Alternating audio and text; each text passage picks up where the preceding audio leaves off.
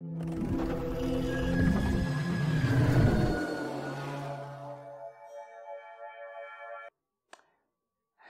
I'm going to do this in English, right? Yeah. Yeah, sorry about that. So welcome to this seminar tonight. So my name is Magnus Sahlgren. I am here to talk about natural language processing. And we're going to talk about natural language processing from the perspective of security applications. So I'm going to talk about how we can use natural language processing in security applications. And a lot of the things that I'll be talking about here is based on my experience in working in this general area. So I'll begin with a short background of who I am and what I have done.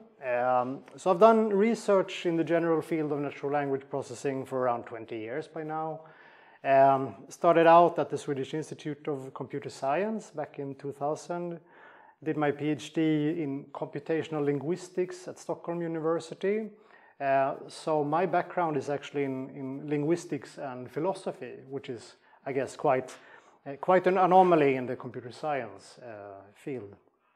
A couple of years after that, we spun off a company called Gavagai and did the startup thing for a couple of years. That was fun, but I'm a researcher, so I went back to the Research Institute in 2016.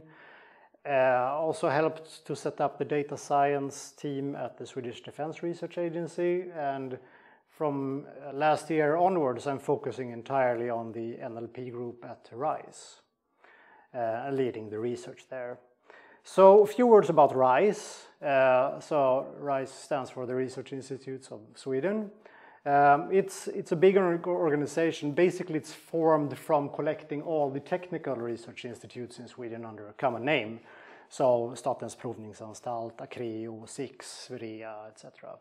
under a common name. So we do research in basically all technical areas, including computer science and artificial intelligence. So fairly big place. We're around 3,000 employees at the moment, a fair amount of PhDs. And we have offices all over Sweden, so quite distributed. But I'm from the computer science division, which is the old Swedish Institute of Computer Science. And we do research broadly in computer science. That means everything from networking, data-intensive computing, human-computer interaction, and of course big data and artificial intelligence, and application areas like natural language processing. This picture basically says the same thing, but from a big data stack perspective. So basically we contribute to all parts of this big data stack. So all the way from networking to processing pipelines and all the way up to applications and algorithms. And natural language processing would be on the top there. So it's an application rather. So natural language processing, I'm pretty sure that most of you who are in this webinar have heard about natural language processing. So basically what we do is use computer systems to analyze, also to understand, and also to generate natural language. And we're going to look at applications of all these aspects of NLP tonight. So we are at RISE an applied research institute, so that means that we work with real problems and with real data. And I think that's an important point to make, because real data is often very messy and it's incomplete, and it puts other requirements on the types of technologies you can use to process that. Because if you only use data that's in the lab, it's typically neat and it's controlled and it has been verified. Real data is not at all like that. And especially in security applications that we will talk about, data can be really messy. So that also means you have to choose your algorithms to fit with the data. That's very important. But the research that we do in our group is mainly focused on language AI. So we're trying to build algorithms and systems that can learn and understand language as we humans learn and understand language. So that's called natural language understanding or representation learning. And we're going to see some examples of how you can use this type of technologies in security applications later on. Right, so NLP, more technically, how do you do that? So this is a picture that I would have showed you a couple of years ago if I would have explained how natural language processing works. So you have some text data and you want to analyze that in some way. So in the traditional natural language processing is a pipeline. So you go through a number of sequential processing steps, like tokenization, and that's simply just trying to figure out which units should we use to analyze the data. That might seem like a trivial problem, like why can't we just split text on white space and there we have like words. But of course not all languages use white space. And in some languages it's often not even clear how to segment sentences, like in Thai. So tokenization might seem trivial, but it's really not a non-trivial problem. And that goes for all of these boxes. And that also means that if you do an error in your processing pipeline, it will propagate all through your processing pipeline and produce errors in the analysis. But so you might do things like assigning part of speech tags to the words to disambiguate words grammatically, and you might do syntactic parsing and add information about which entities are names and places and times. And then once you have done all of these processing steps, you feed it into a machine learning process, and then you do the end application, which might be classification or sentiment analysis or translation or something else, right? But so this is typically not how we do it nowadays. So what we do now is much more like this. So we have a text, and then we don't do any pre-processing. We feed it directly into a deep learning model. And then we let the model itself figure out what it needs to learn to solve whatever problem we want it to solve, if it's sentiment analysis or translation.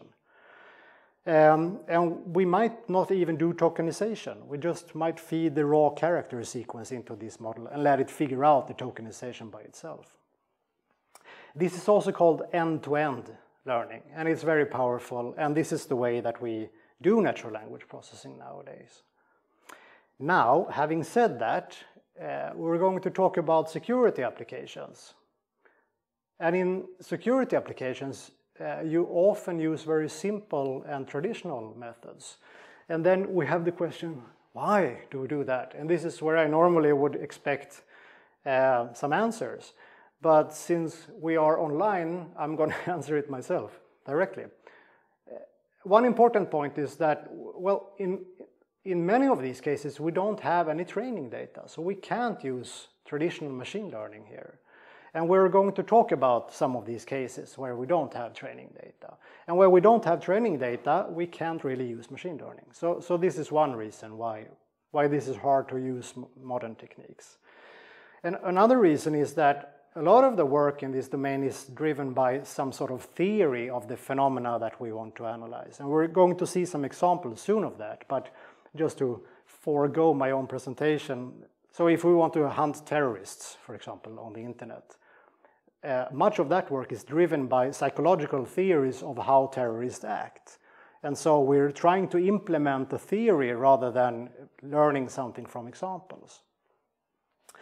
But I think maybe the most important aspect here is interpretability or explainability.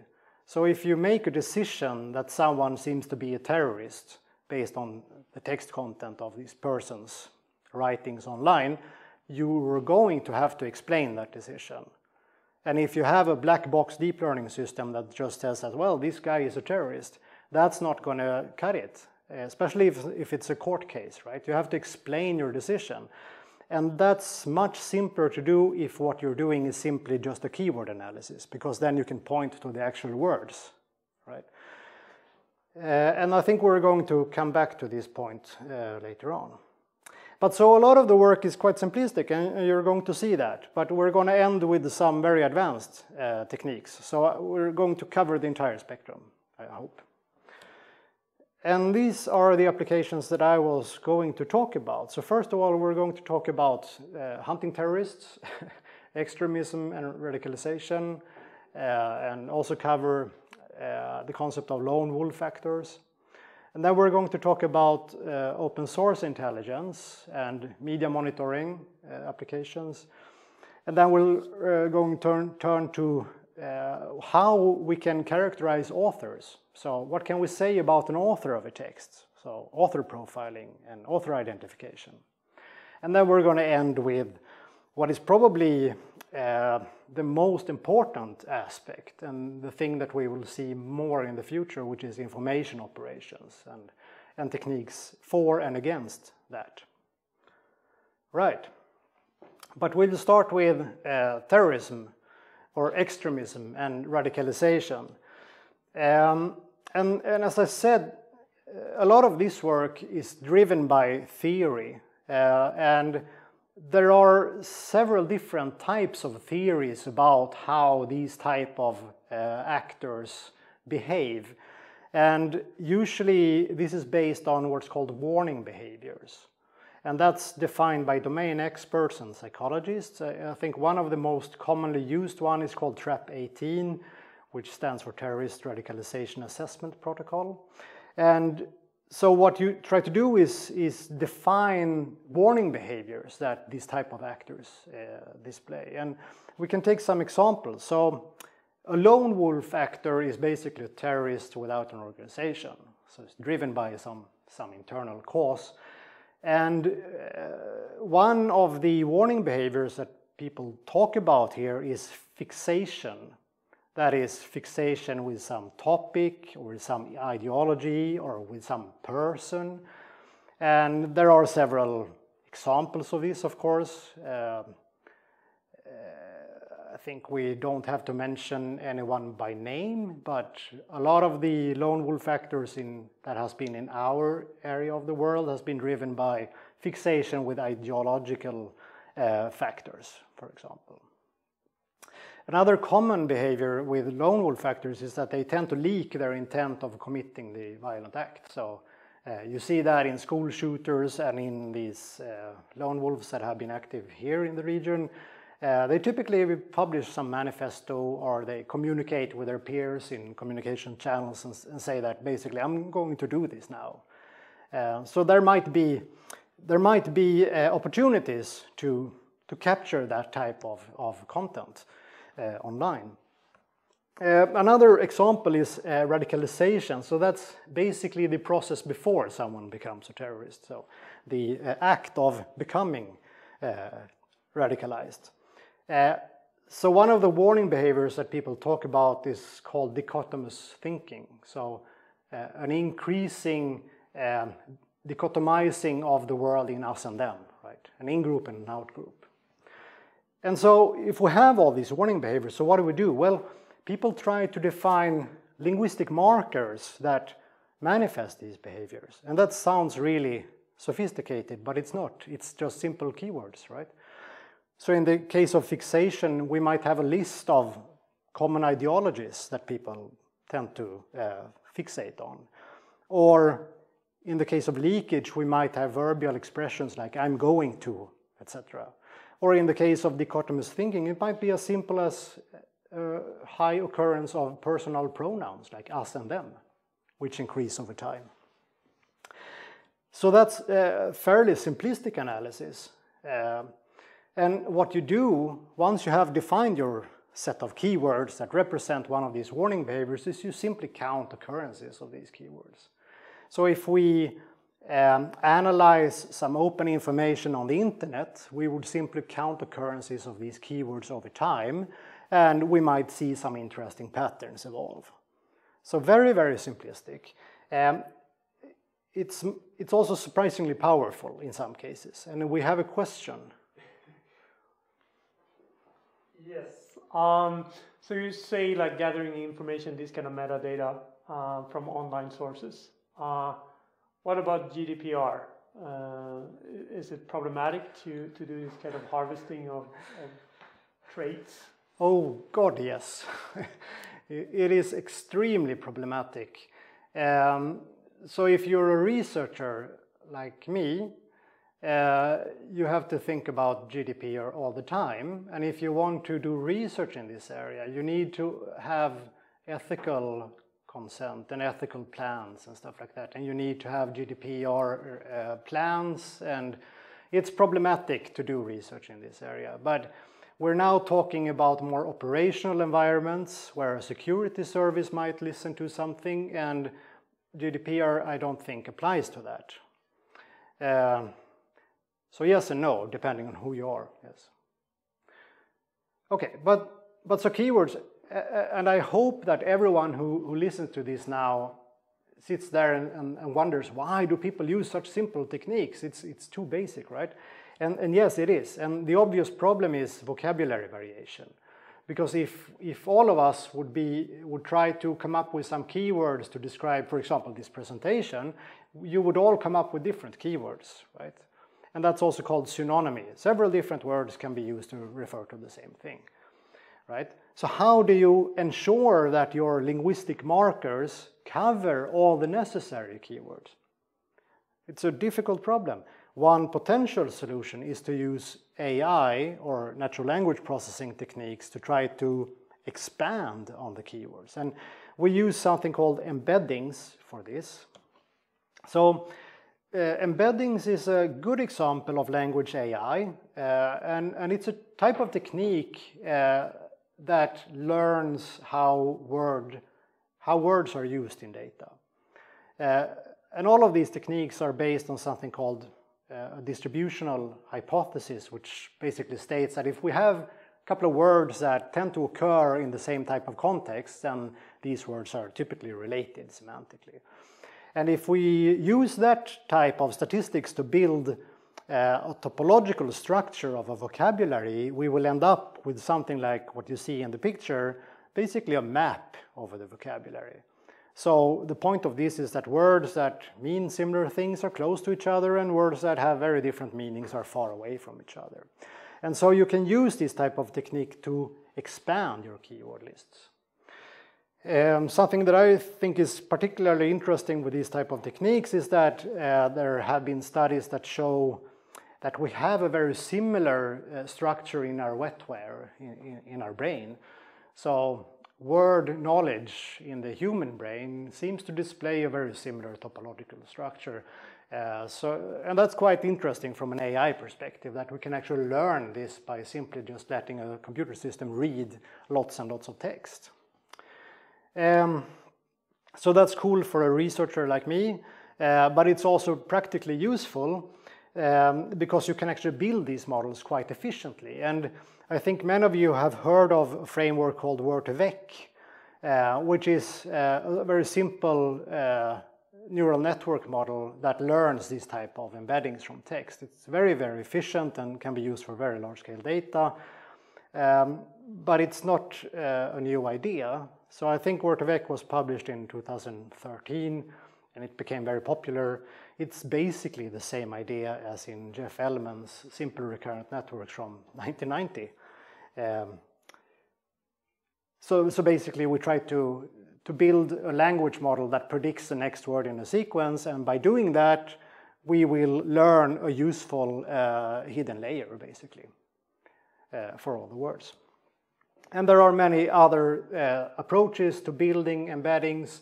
One very simple one is to build a matrix of co-occurrence counts and then simply just factorize it with your favorite factorization algorithm. And that will also give you very useful embeddings. But so the way that we would use this type of representation is to do term set expansion. So we let a domain expert come up with some keywords for some warning behavior, and then we would let an embedding model try to expand on those keywords. So in this example that you see, we have a word like counterintelligence, and then we can ask an embedding model, what other words do we have that are similar in some sense? And then we get a lot of other words, and then we have to pick and choose which ones are the best for our particular information need.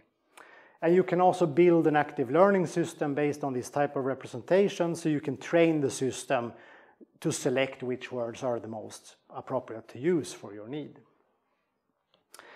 And this is quite an interesting technique. It works also in basically all languages. So if you have an acronym like KGB and you have different embeddings for different types of languages, you will have similar terms related to the concept of KGB in all of these languages. And we have a question. Yes, Mumin asks, can you find terrorists by what words they use in relation to each other, even when they are not talking about terrorism? So I'm an expert on natural language processing and not on terrorism. So I would say, given a warning behavior and given sufficient amounts of data from someone that is a suspect, we will probably be able to identify warning behaviors if they are present or not over time. Then the other question is, well, is that sufficient then to call someone a terrorist or not? I'm not even going to go there. That someone else can answer that question. But if it's manifested in language use, then we can probably measure it. I would leave it at that. Yeah, and I think you mentioned earlier, like if you use a lot of terms like they and us and yes. we and them and so on, it might give hints, I guess. Yeah, well, so I mean, if you would only look at one linguistic marker, like occurrence of us and them, you would capture all politicians, right? But so that's not sufficient. And in fact, we did a small demonstration of a system that would collect web data, and this was before GDPR. Collect web data, implement some warning behaviors, and rank posts with regards to that. And it's quite, if you do that, and that's a nice, you can do it yourself, right? If you do that, you will see that you don't really capture terrorists doing that. So what you need is really, really specific warning behaviors, and you need to look at the temporal progress over time.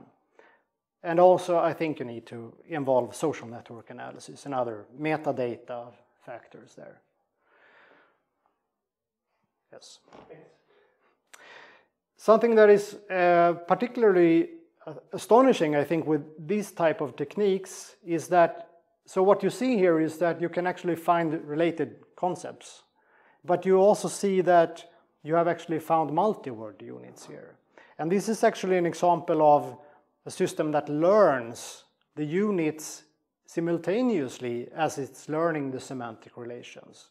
And I think that's quite astonishing that you can do that by just exploiting simple statistics in language. Anyway,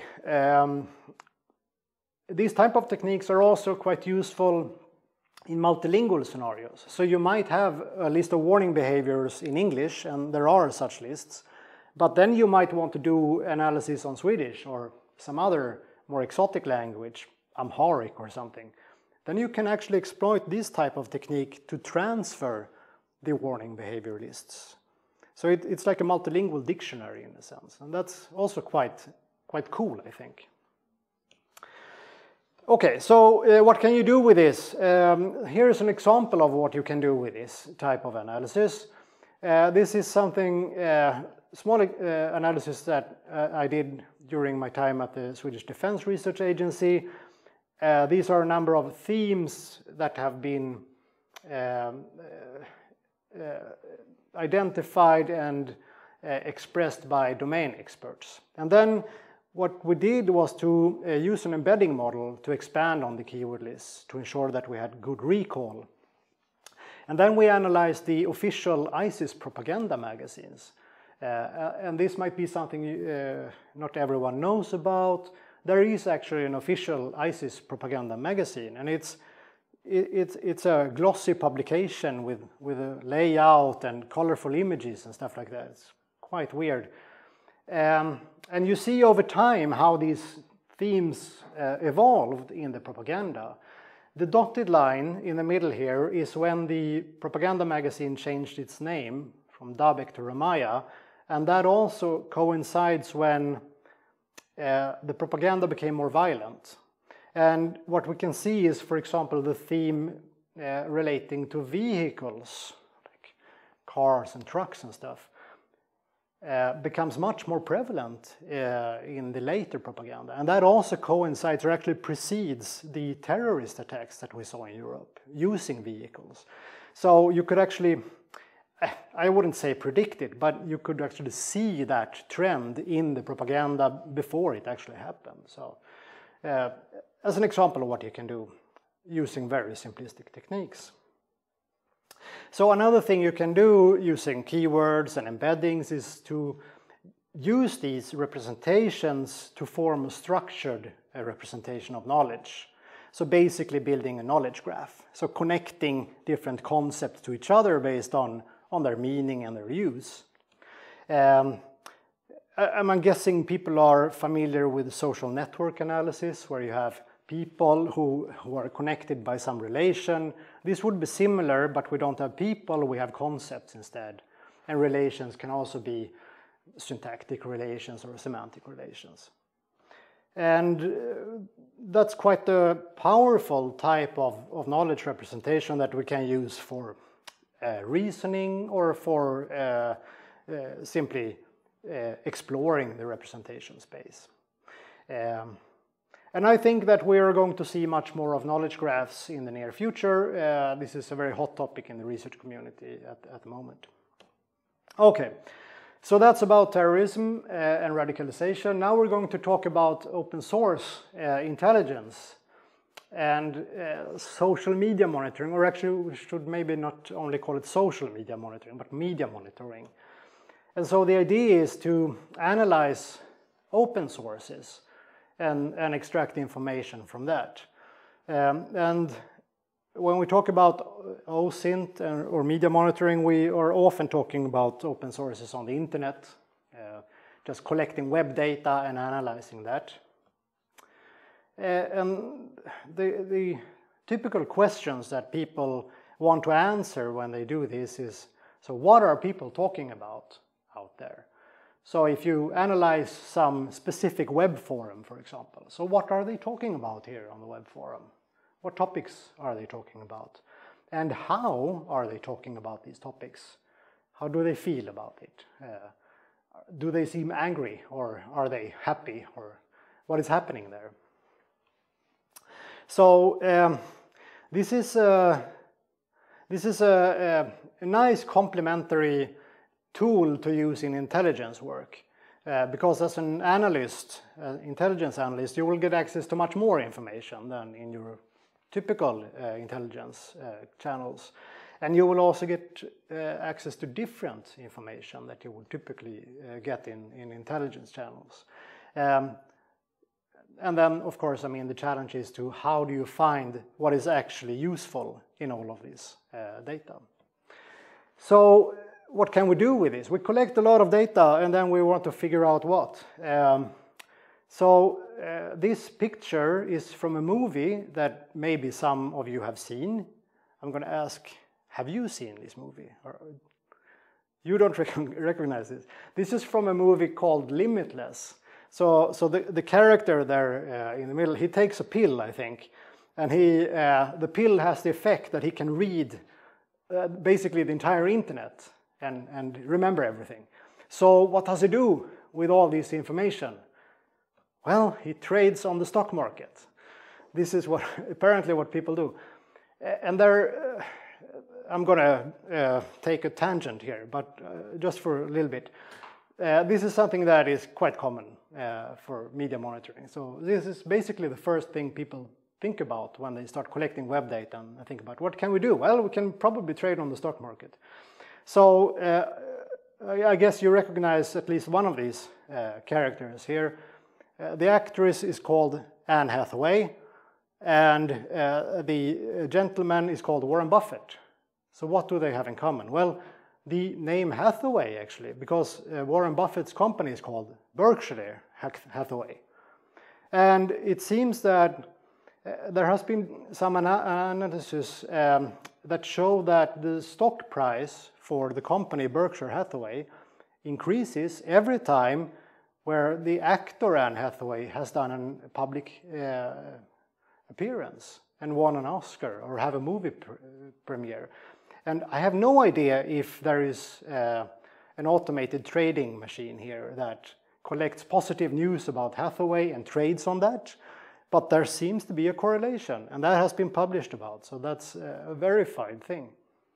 Anyway, I'm drifting. You can do some interesting and useful analysis also based on open source information. This is an example from a couple of Finnish researchers where they used open information to predict bank stress in the European bank system using deep learning techniques. And they have some very nice results that show that you can actually do that. So it is quite a useful approach. But so what do people use OSINT for in security? Well, one thing is to try to detect hate speech. So hate speech is basically threats and hate online. And the way that people do that is often using very simplistic techniques like word lists. And I'm just going to show you an example here of what it can look like when you use actually just simple techniques. So here we have the Swedish ministers and a couple of hate speech categories like anger and general threat or just being rude to someone, etc. And the first graph that you see is simply just the frequency of such words for the different ministers. So what you see is that Stefan Löfven, our prime minister, he gets the most hate speech, which is perhaps not very surprising because he's the one who also gets most talked about in the media, right? So if you normalize based on frequency, you see another picture. So now you see that Mikael Damberg actually gets the proportionally most hate speech. But if you now start to count instead deviations from the expected counts, you see that basically only the, what's here called the naughtiness for Stefan Löfven, that is people being rude, that's the only interesting signal in all of this data.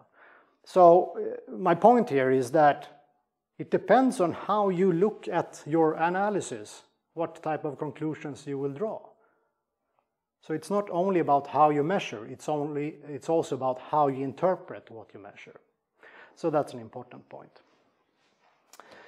Right, so a couple of more examples about media monitoring, and we're still only talking about very simplistic methods, but these are examples of, well, maybe surprisingly, when these simplistic methods actually work and actually can be used for something.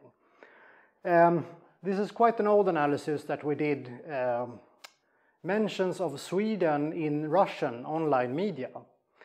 And there are a couple of different categories here. We have fear, we have positivity, we have skepticism, and we have violent mentions. And you can see some interesting patterns here. For example, there is a spike in skepticism at the beginning of 2016, and that seems to be some sort of fake news, some basically made up article of the political system in Sweden. And then you also see a huge spike in violent mentions about Sweden.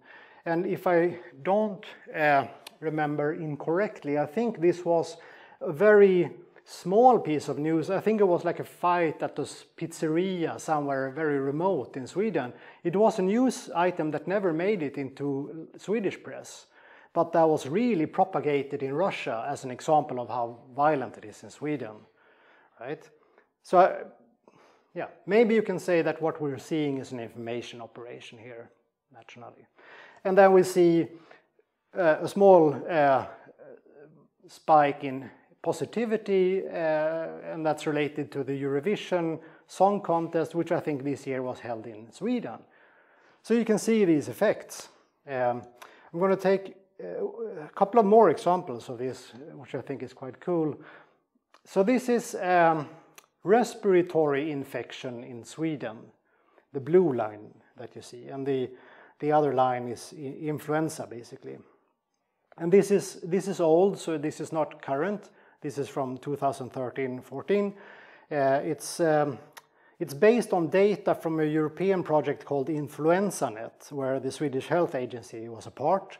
And so what they did was they called people on the telephone and asking, hey, do you have any symptoms? And then they aggregated that data. And what they could see was that, well, in September every year, we get an outbreak of respiratory infection in Sweden. And I think we all know this, right? You come back from vacation, the kids go to school, and everyone gets sick, right, at the same time. Now, we did an analysis listening to social media and just listening to words like, oh, I'm coughing, I'm having a sore throat. And I think most of you use social media, so you know that people are really expressive about these things. They actually write, hey, I have a sore throat. So if you do that, you will see the exact same thing by just how people talk about it online.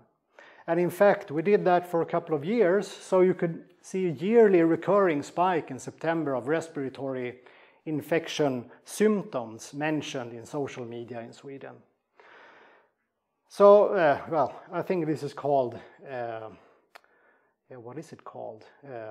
But you can do this type of symptom analysis by using social media. I think it's quite interesting. So I'm going to take one last example of this. I think this is quite nice. So here we have the green line is basically positivity, so how happy are people based on what they write in social media in Sweden. And the other curve, brownish, yellowish one, is headache. So when people say that I have a headache, basically. So what you can see here, well, you see some daily patterns, right?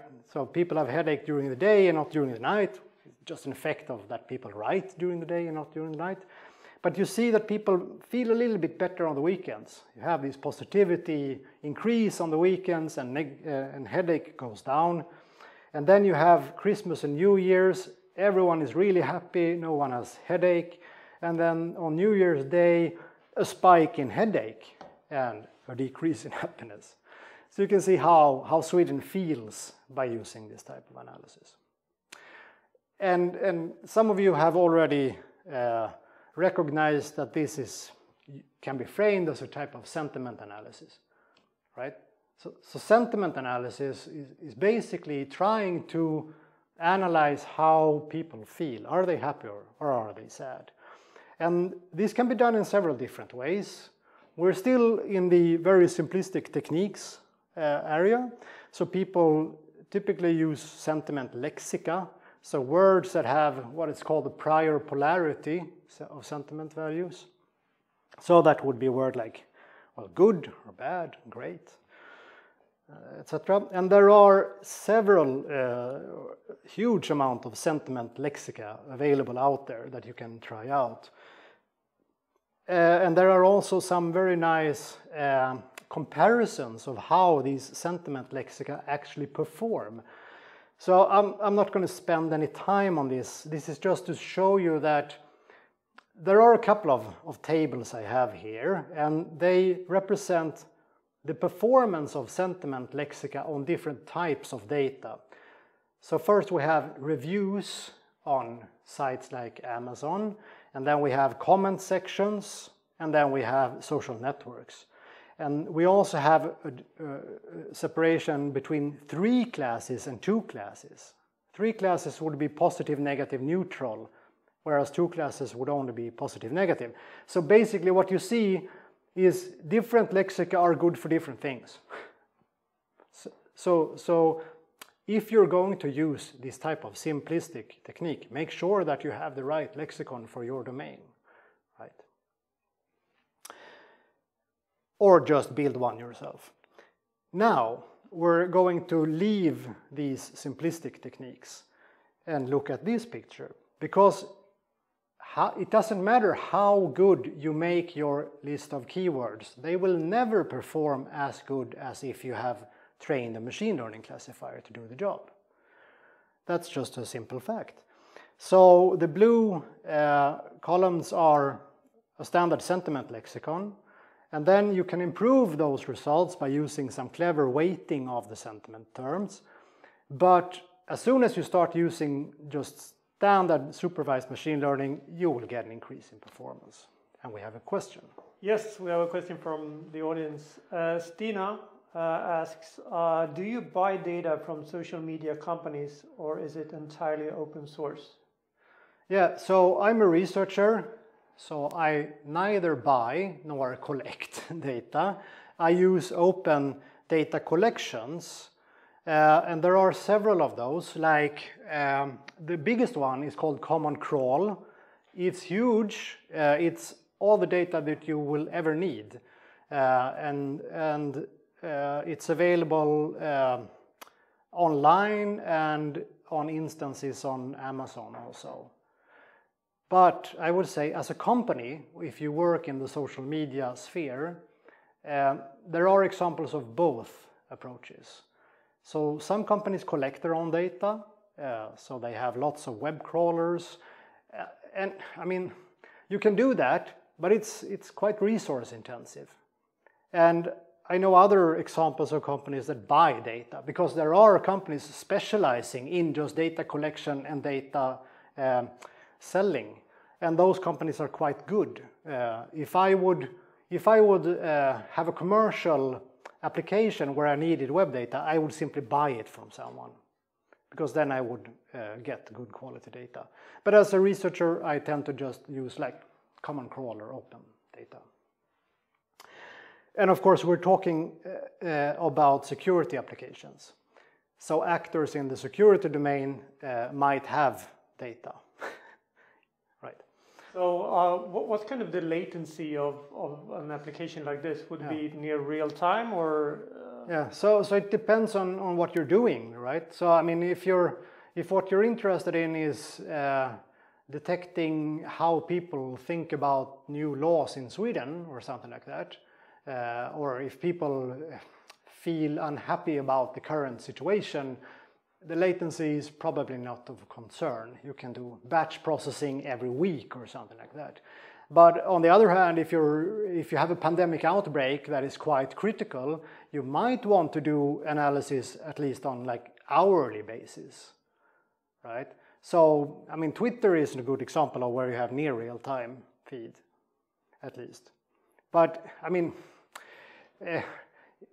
in my experience, I probably have never seen a scenario where you would need, where latency has been one of the issues. I haven't seen that. But there might be such cases. Yes. So, if at all possible, and if you're going to build stuff in this area, use machine learning. Spend the time to annotate data and use machine learning, because that will give you the most benefits. So the standard approach, and I'm guessing that some of you are very familiar with machine learning, but I'm going to go through it anyway. So first we do the NLP things, segmentation, tokenization, normalization of the data. And then we build something called a bag of words. This is the standard representation of a text. And it simply means we take all the words in the text, put it into a bag and toss it around. So we disregard the structure of the text. It's only the bag of words that the text contains. Or the character engrams. That's an option. And then we weight these words with some term weighting scheme. The most commonly used one is called TF-IDF, which stands for term frequency times the inverse document frequency for all the words. That's a very old and standard method, but it's surprisingly powerful. And we have a new question. Yes, Robusto, Robusto asks, is it easy to identify the native language of people based on the structure of their sentences or use of certain words when writing in English? I guess if it's not their native language. Yes, okay, so very good question, and let me come back to that, because we're going to talk about that soon when we come to profiling. Author. Very good question. Remind me if I don't come back to it. Will do. Very good. So, standard approach. Build your TF-IDF representation, throw it into your favorite machine learning algorithm. Support vector machines tend to work good for language data or logistic regression. Random forests tend to be something that people use in other areas. Typically doesn't work well for language data. And this is also something that I normally would ask the audience, why do you think it doesn't work? And the answer is that random forests, that's an ensemble model that randomly selects some features and try to build small, simple classifiers based on that. If you have a bag of words representation, that means that almost all of your features will be 0. It's a very sparse representation and high dimensional. So that means that almost all the trees in your random forest will have learned from nothing. That's why it doesn't work in language. You have to condense your representation, then it works.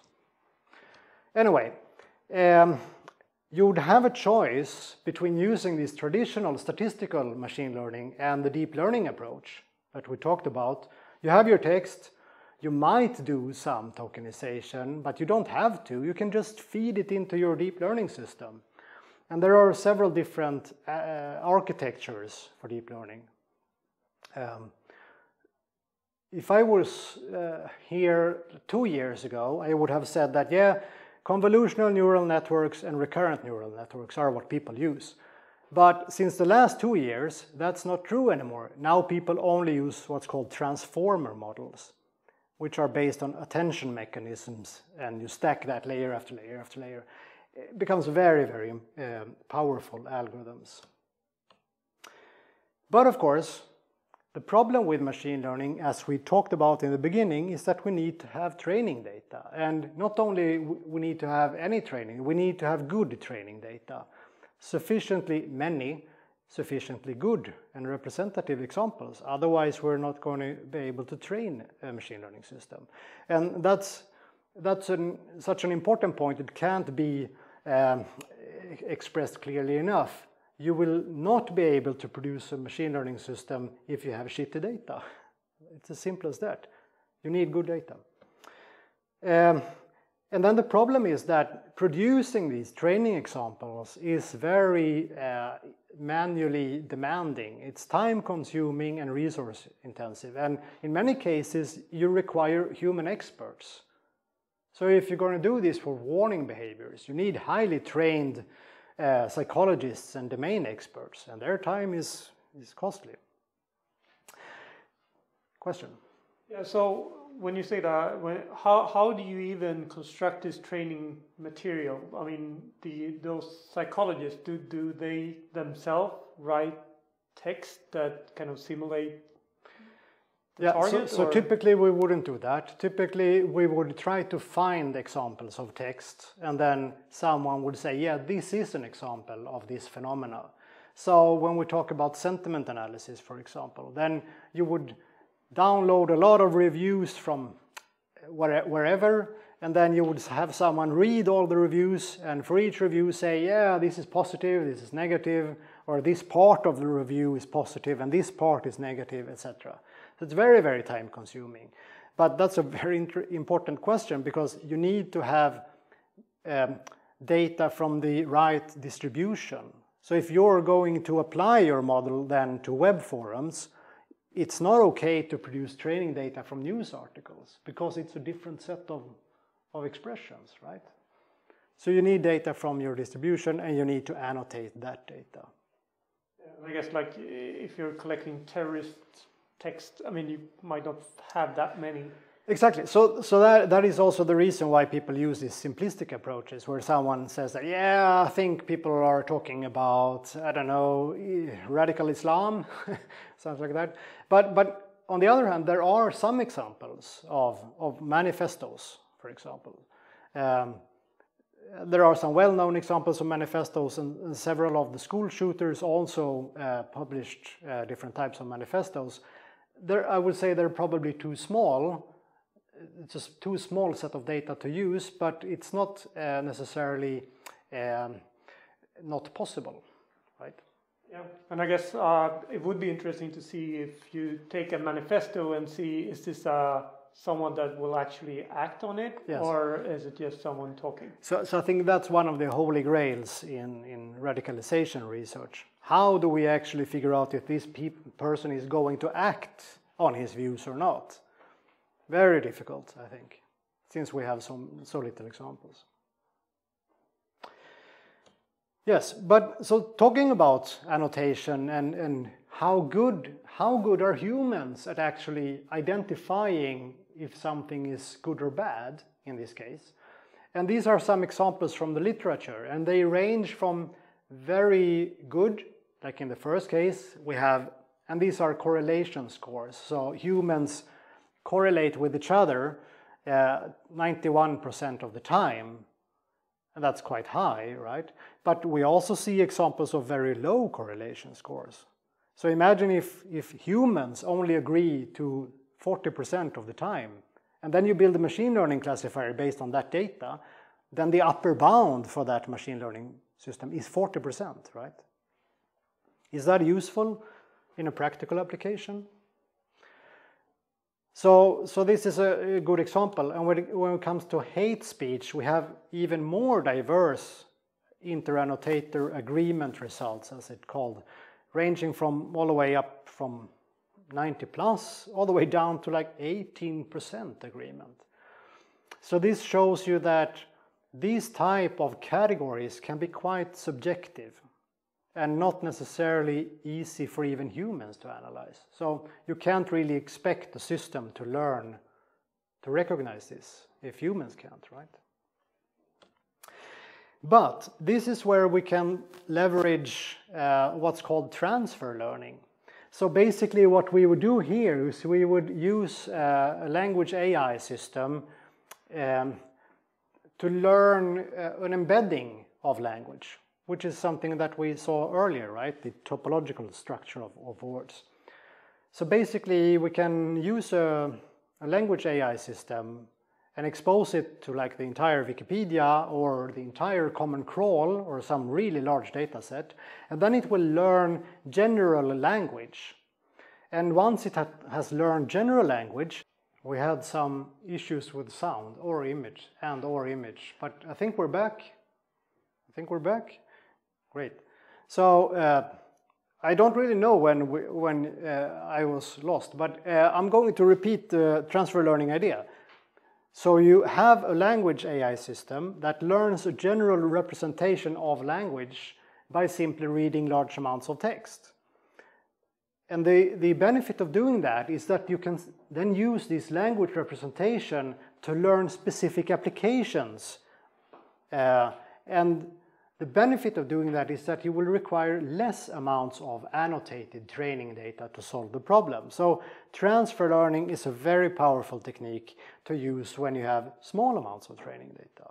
And this is also what I would say the kind of approaches that we are working on right now in basically all types of applications of natural language processing.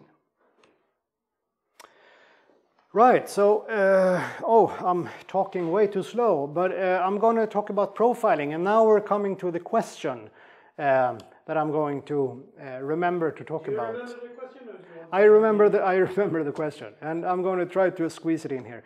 But so profiling is the application where we want to try to say something about an author of a text. So imagine that we get a hate letter sent to us. Can we figure out who sent it by just analyzing the language? That's the question. So it's also called author identification, so identifying the author in question. Yeah, I have a question from Lars. Was the agreement in percentage or a correlation? I think these are kappa values, so correlation, yes, I think so. These are taken from the literature, so I'm gonna hedge and say that I hope it's in kappa, but it's not necessarily true. It might be a blend. Well, I don't know. Yes. So author identification. So that's also the task of trying to infer some features of the user, like the gender or the age, or the origin. And here comes the question then. Can we, depending on how a person writes in English, determine the origin of that person? And I know that there are companies who are actually doing this. I'm not sure if they are actually doing it based on machine learning or on manual analysis, but I would be surprised if the accuracy is very high for a machine learning classifier. I think in certain cases you might be able to do that if you have very clear terminology, for example, or slang words that are used only in a geographic area. But in general, I think it's hard to detect the origin on text. Much easier on spoken language, of course. But I'm primarily working with text data, so yes, that would be hard. But there have also been some work on trying to detect education levels based on how complex language people use, or the political position of people, and even sexual orientation have people looked at. So, and in general, I would say that these type of techniques work in the broad spectrum, so you can see general tendencies, but in individual cases it will be much more difficult to say something, and you need fairly large amounts of data to be able to say something about an author. Okay, but we can take the example of trying to detect who is the author.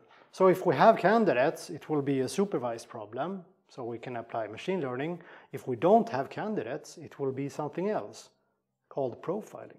Did we have a question? Yeah. No, good. So imagine we don't have any candidate authors. We only have some different texts. Now, if we have representative data of, for example, an age group, then again it's a supervised problem and we should use machine learning. But if there is no known data, if we only have texts of prospective authors, then it's a question of stylometry. And this is a quite old idea in natural language processing, where we try to separate different types of authors based on the style of their writing. And then you would look basically at like how much stop words do they use? How much commas do people use? And do they use the word however a lot? And things like that, stylistic variables. I'm not going to talk about this because I'm so slow. Question? I have a question. Perhaps you can repeat the question as well? Yes, very good, yes. Yeah. So, as a question for me, do you know how is this used in like the police force or like in crime to narrow down suspects? And so yes, yes. It is, and there are a couple of cases where this type of analysis has been used in court.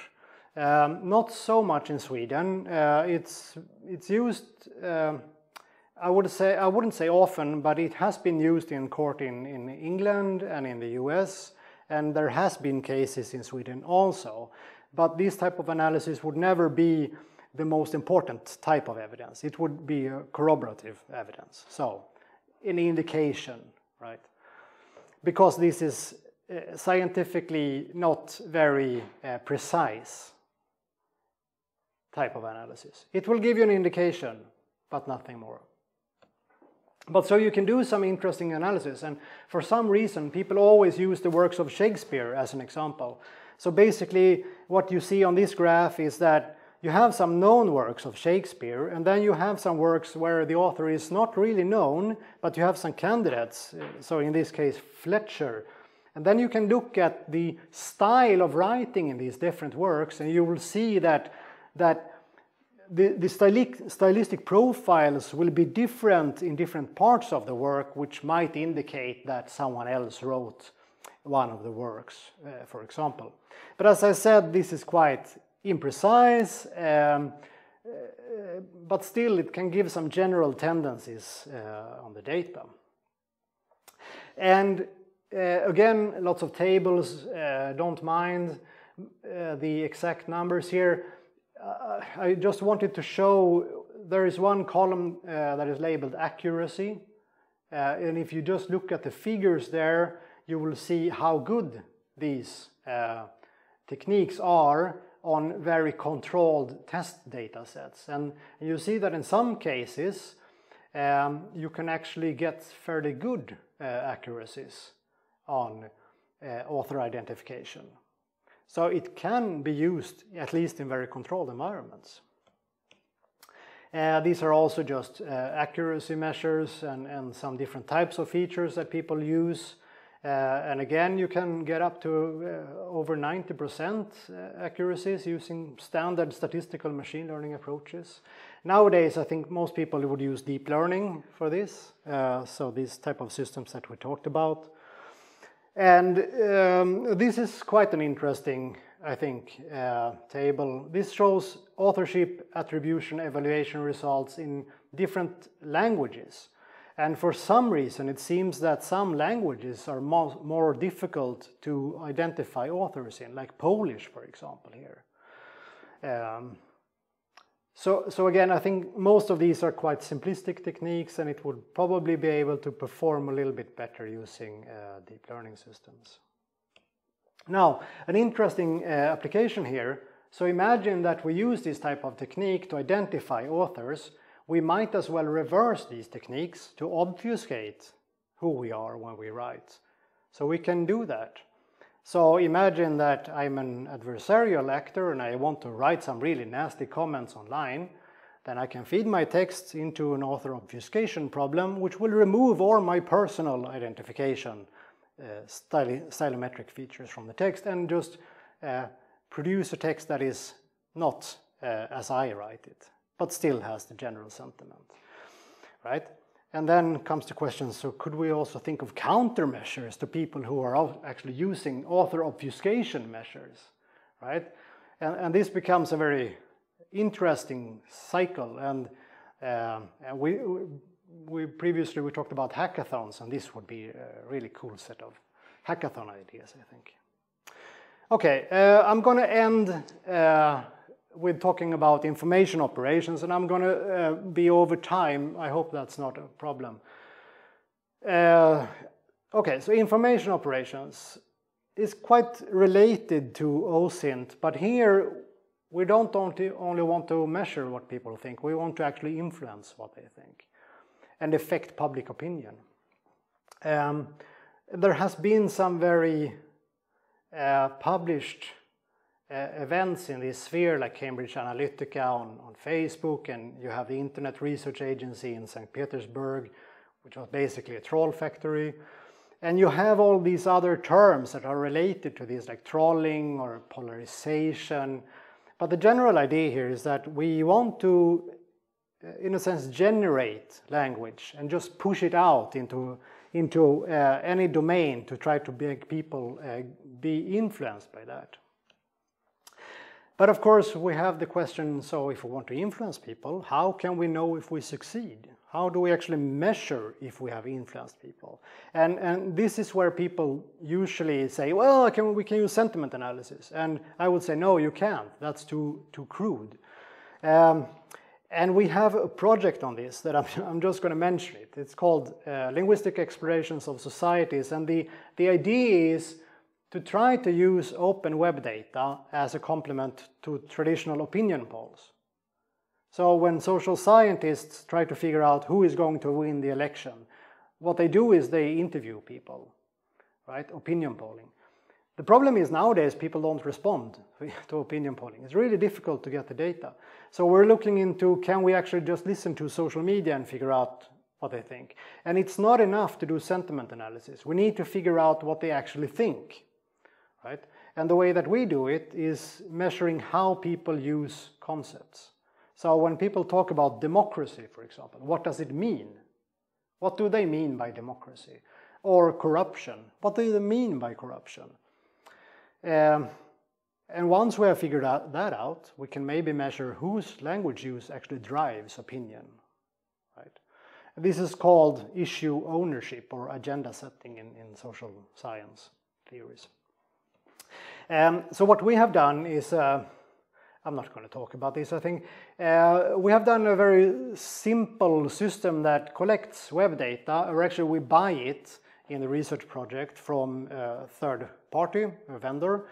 They sell social media data from several different countries, and you can actually split the data into news data and social data.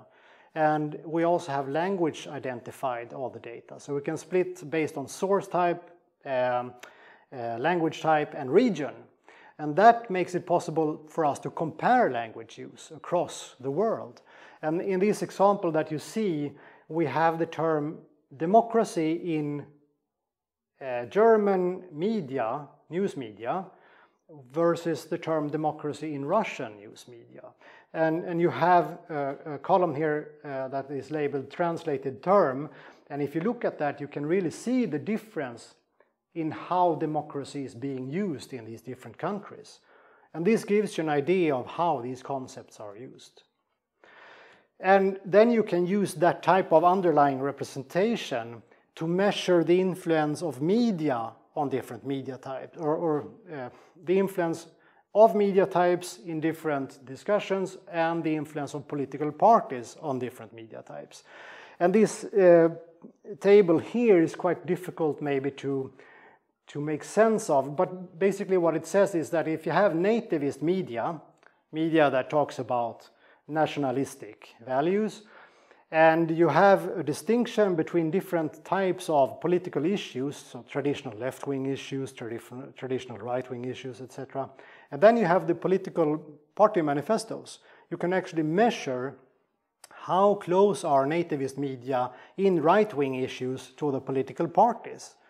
And what you see in this graph basically is that, well, nativist media tends to lie closest to one of the political parties in Sweden. Not surprising, but we can do this type of analysis. And we have a question. Yes, we have a question from Hans. Can we use machine learning to decide if a text is written by a person or generated by machine learning? And that brings us to text generation. That's the perfect question. And this is what I'm going to end with now. So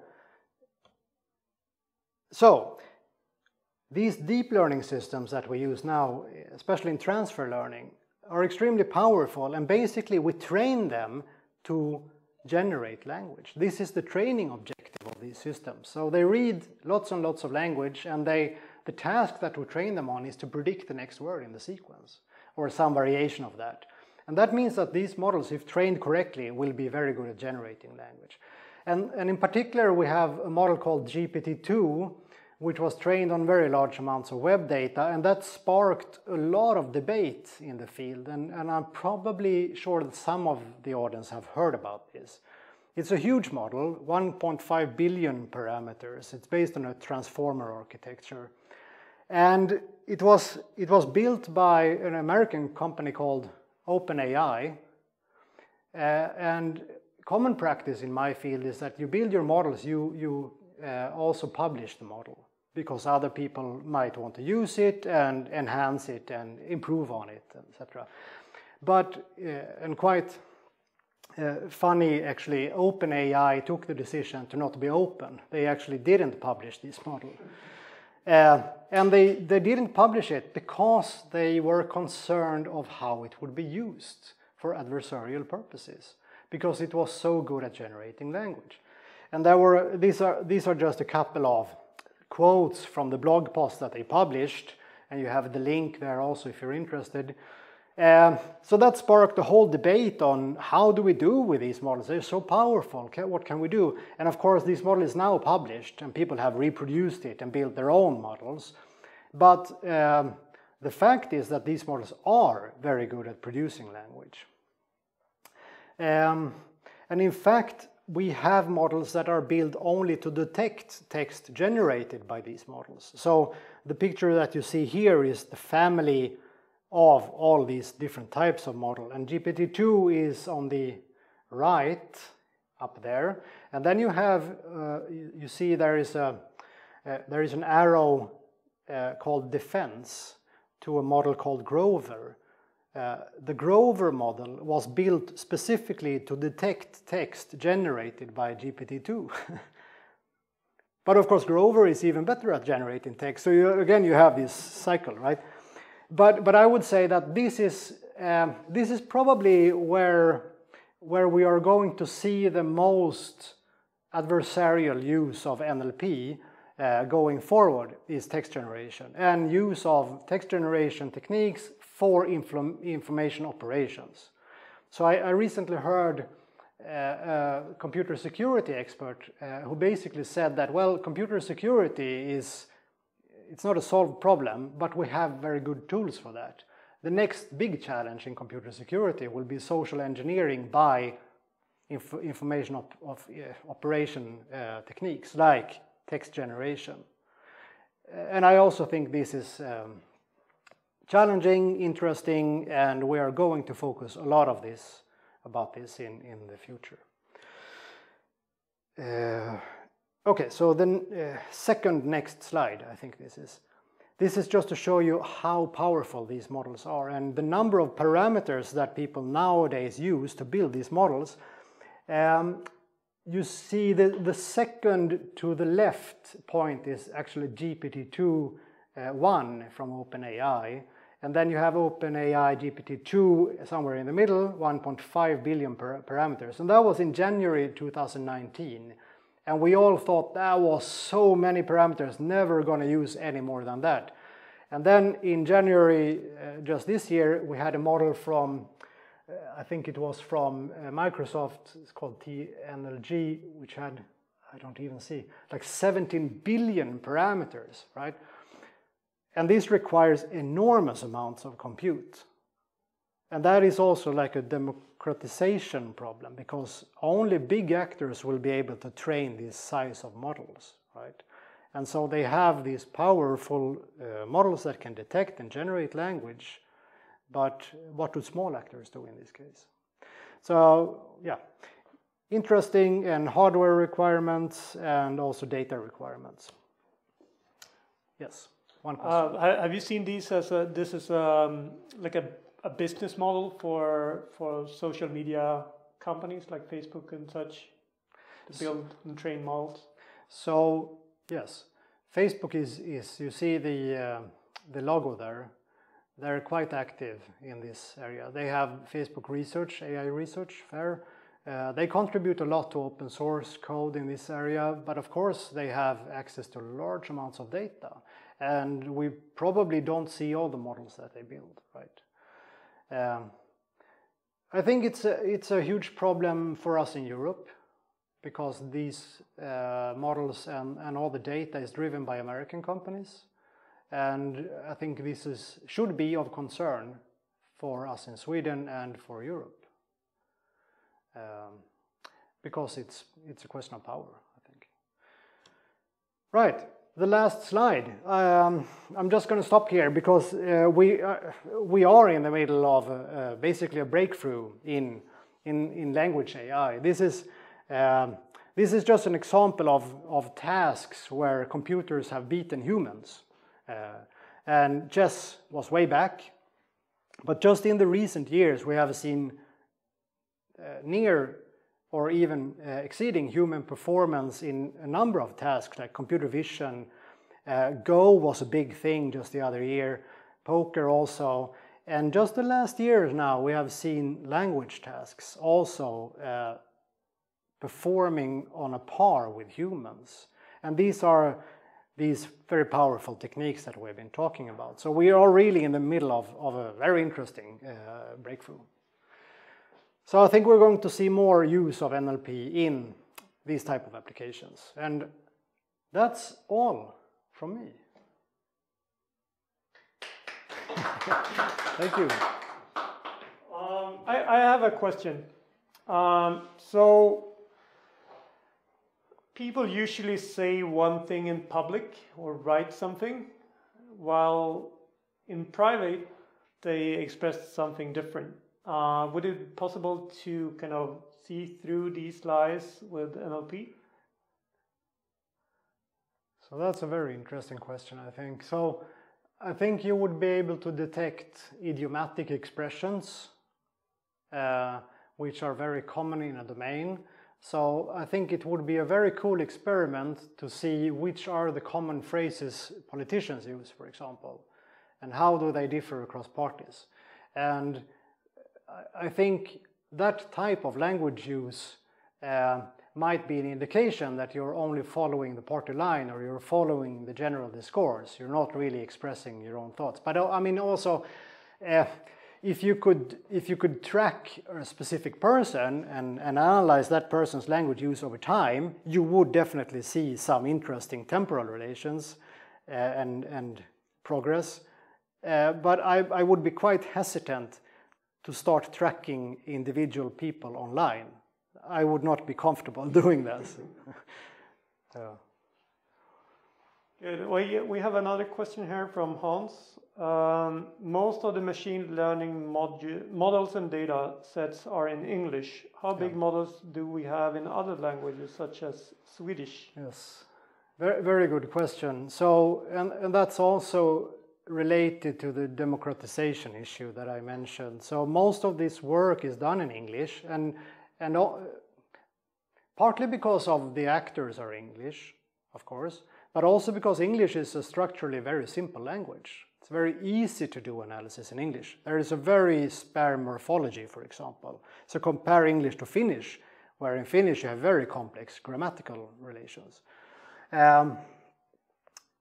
There are some examples of multilingual models that have been trained on like Common Crawl or several different Wikipedias, and these models will have learned several different languages. And then you can take advantage of what we talked about, transfer learning effects. So a model that has been trained on Swedish, Norwegian, and Danish will have benefited from all of these different languages. But I would say also that we are working quite hard in Sweden right now to build these type of models for Sweden. And we have several different projects at RISE where we build these type of techniques for the Swedish public sector that will be open and accessible by government agencies, for example. So I think that's very important, and I think that's important for us in Sweden, and it's important for Europe to try to catch up, basically. I once heard that there are like different resolutions of different languages. So Russia, for instance, being like a high definition language, while English being a bit more simplistic. So as a linguist, would you agree? I don't really know what that means. but so I would say that they have more words for, like the people in Greenland have like lots of words for snow, for instance. So that's a well-known linguistic myth. So all language can express everything. All languages have basically the same expressivity, right? The vocabulary is different, of course. I mean, of course, we will have more concrete words for snow than Spain, for example. I'm guessing, I don't really know. But you can express skare, for example, in Spanish, of course. It's snow with a hard surface or something like that, right? But there are interesting typological differences between languages.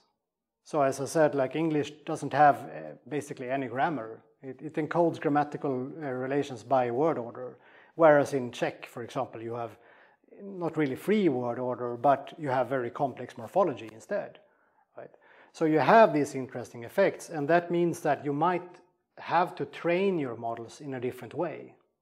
And if we only develop models that work for English, we're not going to be able to apply them, perhaps, to other languages. Yeah, we have one more question here, or two actually. So, in how many years, so this is another question from Robusto. In how many years will kids use machine learning instead of writing their own school papers? In my days, we used to just do copy-paste. Yeah, good question. So I think that depends on the parents. If they have installed the GPT-2 engine on the kid's computer, they can probably do it today, right? There are like software on high schools now, or universities, where you kind of see if they have taken parts from different... Of course, and those systems are quite powerful, and I think they work in many cases, but so what they do is they look for copy-paste, basically. They don't look for generated content, because that doesn't happen yet. But it will happen soon, I think. There are examples of people actually auto-generating complete scientific papers and actually getting them published, which is quite interesting. But so we're going to need to come up with countermeasures with this, yes. I got one more question here from Lars. Has NLP been used for applied on computer language, like to find out where a piece of malware originates from, for instance? So I don't dare to answer that question in a precise way, but I think that these general transformer architectures have been applied to lots of different types of data, like code, for example. And I think they have actually built like code prediction systems based on this. So trying to predict what is the next statement in a piece of code. And I'm guessing that you could do it for malware also. I'm not an expert in that, so I couldn't say. Okay, great. Thank you very much, Magnus. Very interesting talk. Thank you very much.